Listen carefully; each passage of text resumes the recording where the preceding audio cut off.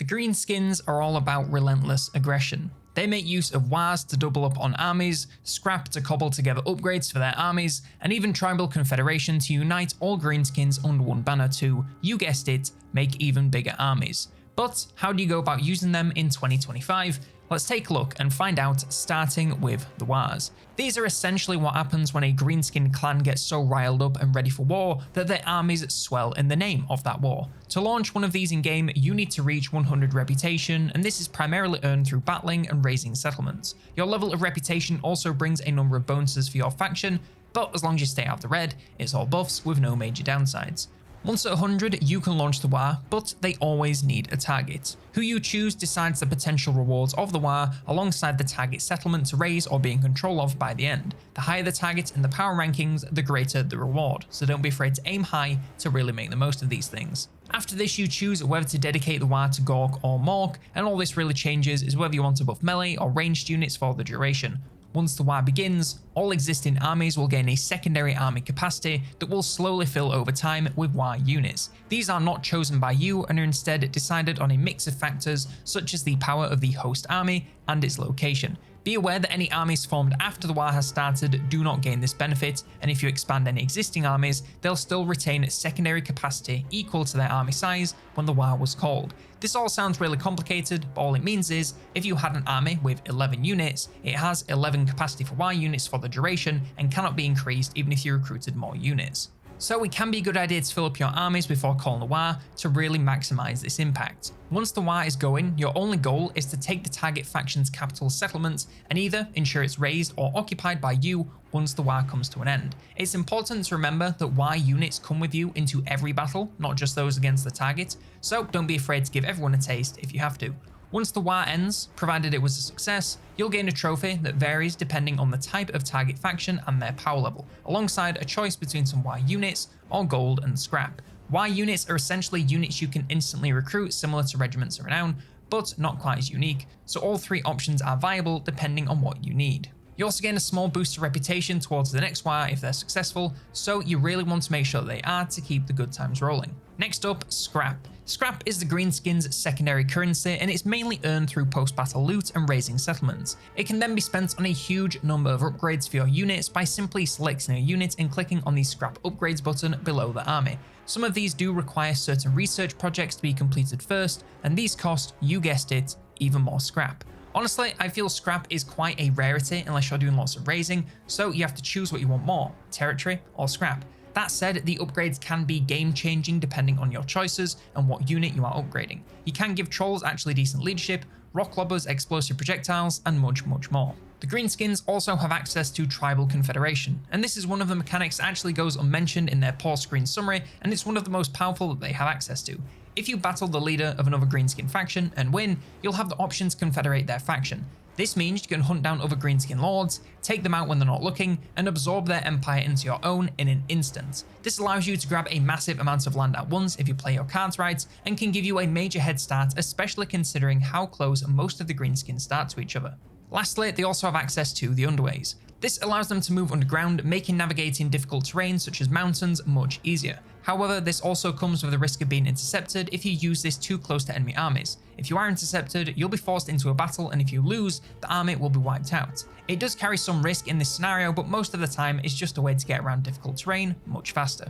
And lastly, for their commandments, Camp Ruckus is strong for maintaining control of a province, both with the control and lack of corruption, alongside speeding along the growth. Brag About the Boss is useful for recruiting, and Give It Ear is strong for extra settlement income and saving money when building. As for the overall Greenskins playstyle, in general, they are all about battling. It fuels all of their mechanics and is their primary method of gaining gold. They're unable to trade, and their settlements don't generate a massive amount of passive income, especially in the early game. You want to build waaaghs as quickly as possible and use them to tilt the scales heavily in your favor and win wars you have no business even taking part in.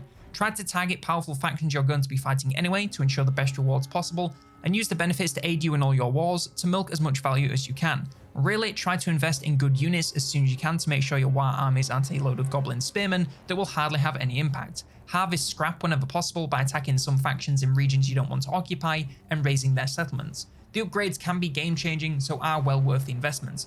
And lastly, hunt down any other orc faction leaders whenever you can to gain huge amounts of territory in a very short time. Now we come to the individual factions, and first up we have Grimgor's Ardboys, who are of course led by Grimgor Ironhide. As the biggest and nastiest of all the Black Orcs, Grimgor is feared by all and respected by even more. As such, his faction benefits from Black Orcs, both heroic and infantry, being more available to his armies. His expertise in battle also extends to picking out the spoils, granting him far more income from battling. The Black Orc benefit continues to battle, where he teaches any under his command his secret technique of being really damn scary. His army is as thirsty for battle as he is, and as such gain movement speed post-battle victory to keep momentum going. All Greenskin armies also have a waard that they can use in battle once enough entities have been in combat. The basic version improves melee damage output and grants immunity to psychology, but each legendary lord comes with a unique twist. Grimgor's unique waard in battle grants his army heavily increased damage and attack. Grimgor is the Greenskin faction that benefits most from only getting stronger as the game goes on. His obsession with Black Orcs comes into play later in the game once they're more available for use in armies. Whilst there's no statistical bonuses, the cost reduction makes them easy to field sooner, giving you an edge in combat. The extra cash from post-battle loot also helps him amass a pile of coin without worrying too much about territory, so he can really get the snowball rolling if you play your cards right. His location can be fairly challenging with all the enemies on your doorstep and few major Greenskin factions in confederation distance. However, if you pull through and use waaaghs to your advantage, you'll be able to claim some big trophies early in the game and wipe out some major players, giving you a clear path to run rampant on the world stage, no matter which direction you want to go. Next we have the Bone Rattlers, led by Azhag the Slaughterer. Azhag is one of the most powerful magic users in the Greenskins, mainly due to his magical crown granting him various dark powers. This ability makes him close friends with all the Vampire Counts, and Arkan, the honorary Tomb Vampire Count King, grants his armies immunity to vampiric attrition and reduces the cost of the Law of Death for all casters. Of course, this would be useless without anyone to use that law, so he can also get his hands on more River Troll Hags right out the gate to make the most of this power. His own army has seen horrors beyond imagination from their lord, so any other psychological effects wash right off them during battles. They're also experts at sacking settlements, and I really can't think of a law reason for this, so I'm going to make up that he works in the games industry as an executive, so he's really good at sacking people and settlements. His unique waard allows all units to cause terror, causing potentially game-winning chain ruse. Azhag is another lord who really comes into his own in the late game, but that's really due to him unlocking his crown via quest battle and becoming a real mage. His faction, however, is fairly standard if little cast heavy. The close relationship with the Vampire Counts all really means that you don't really have to worry about them coming to attack you, but that said, you're surrounded by other threats in every direction, so it's hardly a safe location. The game naturally pulls you south, which not only means dwarves, but lots of other greenskins you can confederate if you play your cards right. Once you have control of the band of mountains in the middle of the world, you can focus on sacking the Empire with Azhag to generate as much cash as possible, especially if you combine this with some of the skills you can grab in the campaign. Next up, the Crooked Moon, led by Skarsnik. Skarsnik is part of the race to control Carrick 8 Peaks, and until he does, he'll be unable to make use of any orc units, making his early game into a real goblin fest. Despite his small size, he's no less deadly and makes use of crafty traps and wit to take down his foes. This translates to much faster training for all heroes, cheaper recruitment for them, and an improved ambush chance for all armies under his banner. Lastly, alongside goblins, he's also partial to squigs, so heavily reduces the faction's upkeep for both. His own army is the one and only Greenskin army to be able to make use of stalking stands, allowing him to ambush on the move to tip the scales in his favour during combat. Night goblins under his command are given special training to make them even better at melee to serve their lord. His unique waard extends the damage buffs to ranged units, as well as melee.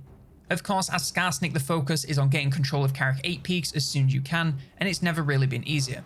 It's still not easy, but it is easier than it was. The style location allows you to take over some nearby greenskins before moving south through the dwarves. You do have to keep an eye on the north for Ungrim popping down to say hello, but don't let it stop you moving south. Abuse stalking stance as much as you can to play battles in your favour. It'll mostly be against dwarves, so use it to dismantle their backlines. Then all you have to worry about is their unkillable melee units with your total lack of armor piercing damage. Even once you have 8 peaks, still make use of as many goblins as squigs as you can, since Skarsnik can push them further than anyone else, keeping them relevant whilst keeping down the costs.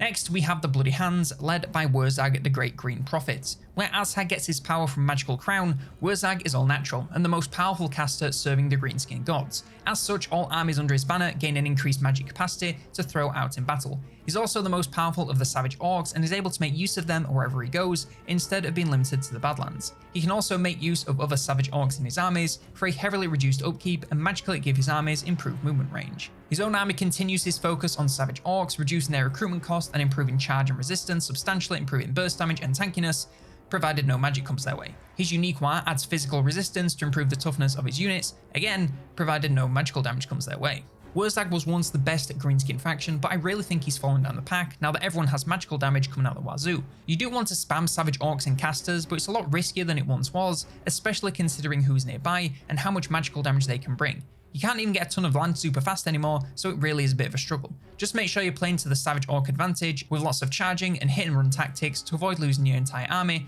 every single battle.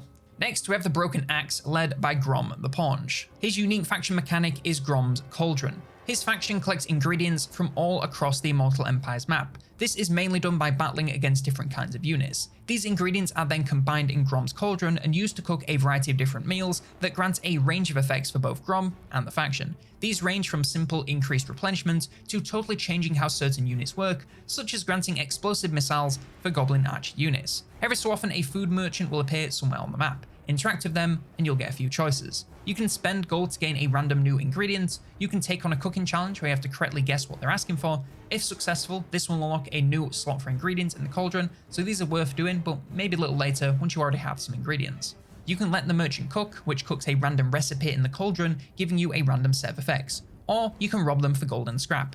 Lastly, Grom wants to try every recipe in the world, so the more you unlock, the more bonuses he gains. As for the rest of his faction effects, Grom's fierce rivalry with Eltharion has caused all High Elves to take a major disliking to him.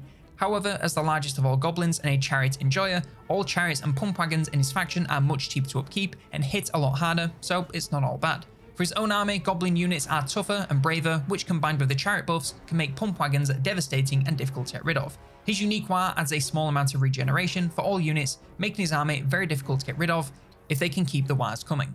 Of course, as Grom, you want to collect all the ingredients you can to spam meals with the most broken effects possible. This mechanic, combined with his penchant for goblin units, allows him to have an extremely powerful and extremely cheap army. This is even more useful when you realize his starting location kinda sucks. The initial war against Bretonnia isn't too bad, but the lack of suitable climate makes expansion very hard. My best advice is actually to just leave and flee to either Ulthuan if you want to get to work against Eltharion, or through the mountains to the Badlands if you want to confederate the other Greenskins. Either way, you want to build up your army and run for the hills with as many charging units as you can manage. And lastly, we have the Ironclaw Orcs, and they are of course led by Gorbad Ironclaw. His unique mechanic is the plans. The plans are both a currency and the mechanic itself. You earn the currency through winning battles with Gorbad's army, and these can then be spent on the mechanic. This is a selection of various temporary army buffs armies in the faction can choose, depending on what units they're using.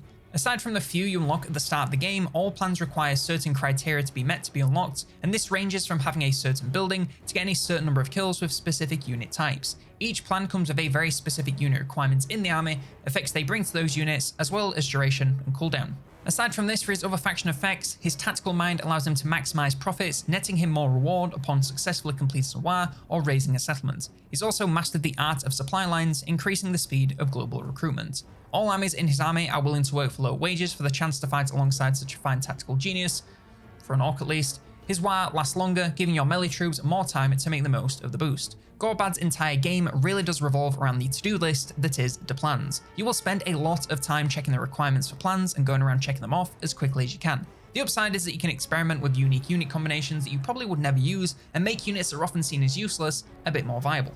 However, outside of this, there's not really much you can say. You can abuse global recruitment to rapidly grow his army size as long as you can afford the costs, and you want to spam waaghs like anyone else, only now you'll enjoy increased rewards upon success. His location does mean you're likely to be going head to head with the dwarfs early on, but there's plenty of opportunity to confederate greenskin tribes, both major and minor, so seek out their leaders for fast early growth. And that is everything there is to know about the Greenskins in 2025. Let me know any questions you have in the comments below and I'll do my best to help you out. Like, subscribe, and if you want more Warhammer 3 faction guides, then check out this one all about Khorne.